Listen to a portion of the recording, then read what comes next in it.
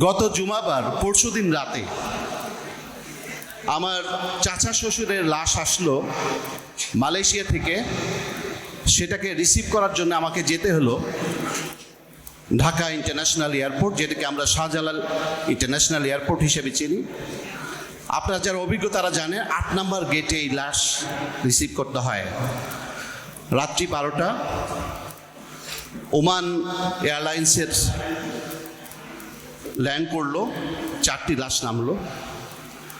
এরপর Malaysian airlines, সেখানে বাংলাদেশি 60টি লাশ। যথারীতি সেখানে আমার চাচা শ্বশুরের লাশ ছিল। বাংলাদেশি কায়দায় ব্যবস্থাপনা, প্রায় 3.5 ঘন্টা লাগলো সব কিছু বুঝে পেতে। এর মাঝখানে আলাপচারিতায় জানলাম নরসিংদী থেকে 32-33 বছর বয়সী এক যুবক এসছে তার ছোট ভাইয়ের লাশ রিসিভ করতে। ছোট ভাইয়ের বয়স কত হতে পারে? 30। কেন মারা গেল জিজ্ঞেস করতে সে বলল, ও তো অনেক কষ্ট করে গিয়েছিল, বাবা মায়ের আদরের সন্তান। শ্বশুর বাড়ি থেকে চাপ ছিল, শুধু টাকা চাই, শুধু টাকা চাই। মেন্টাল ডিপ্রেশনে ছিল, সে টাকা দিতে পারতো না, হাড় ভাঙা পরিশ্রম করত, তাই হার্ট স্ট্রোক করে সে মারা গেছে। আরেকটু পরে দেখলাম কান্নার রোল। মালয়েশিয়ান এয়ারলাইন্সে যে 60টি লাশ এসছে তার একটি কফিন ধরে কাঁদছে এক শিশু, বয়স 6 কি 7। বাবা তুমি কথা বলো, বাবা তুমি কি আমার সাথে রাগ করেছ? ওই শিশুটি বুঝছে না এই কফিনে যিনি শায়িত আছেন তিনি আর জীবিত নাই, তিনি মৃত। তার ওয়াইফ বয়স 26-27 হবে।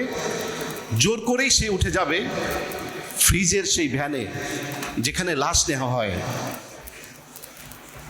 সে বলছে আমি এই ফ্রিজের ভ্যানে যাব। সবাই বলছে এখানে তো মানুষ, জীবিত মানুষ যেতে পারে না। সে বলছে না, আমি এখানেই যাব।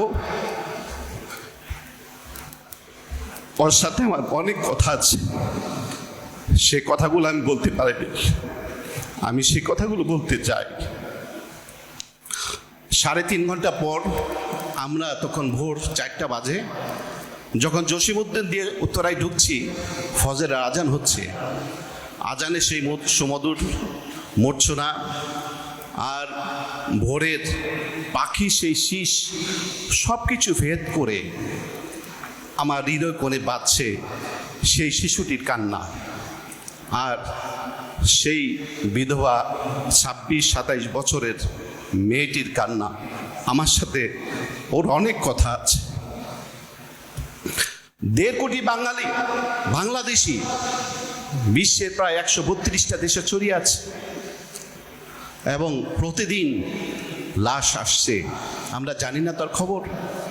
গত বছর লাশ আসার পরিমাণ 4813টি, প্রতিদিনের হিসাব 13টি।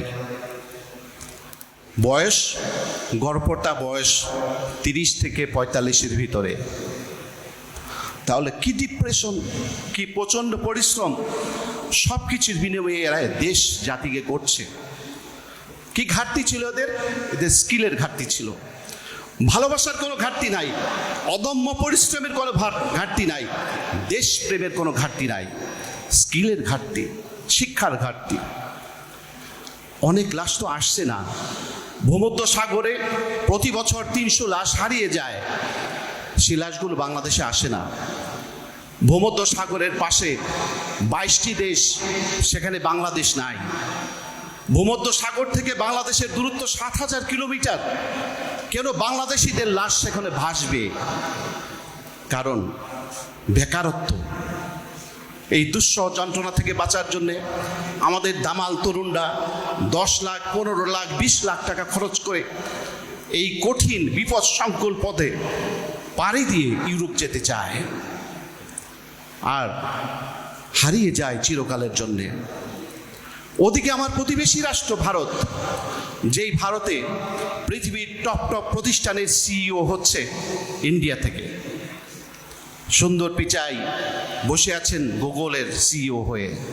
সত্য নাদেলা বসে আছেন মাইক্রোসফটে, আর অরিন্দম কৃষ্ণ তিনি বসে আছেন IBM-এ। পৃথিবীর সবচাইতে সেরা প্রতিষ্ঠানগুলো তারা চালাচ্ছে। দৈহিক আকৃতি, শক্তি, সাহস কোনো দিক দিয়ে বাংলার তরুণদের চাইতে তারা সেরা নয়। কিন্তু কেন তারা CEO? কেন সিলিকন ভ্যালির CEO? আর কেন তরুণদের লাশ, আমাদের তরুণদের লাশ ভূমধ্যসাগরে ভাসবে? এর পেছনে সরকারি পরিকল্পনা আর আমাদের শিক্ষার ঘাটতি। এই ঘাটতি পুরো করার জন্যেই মারানাতের মতো এই প্রতিষ্ঠানের জন্ম হয়েছে।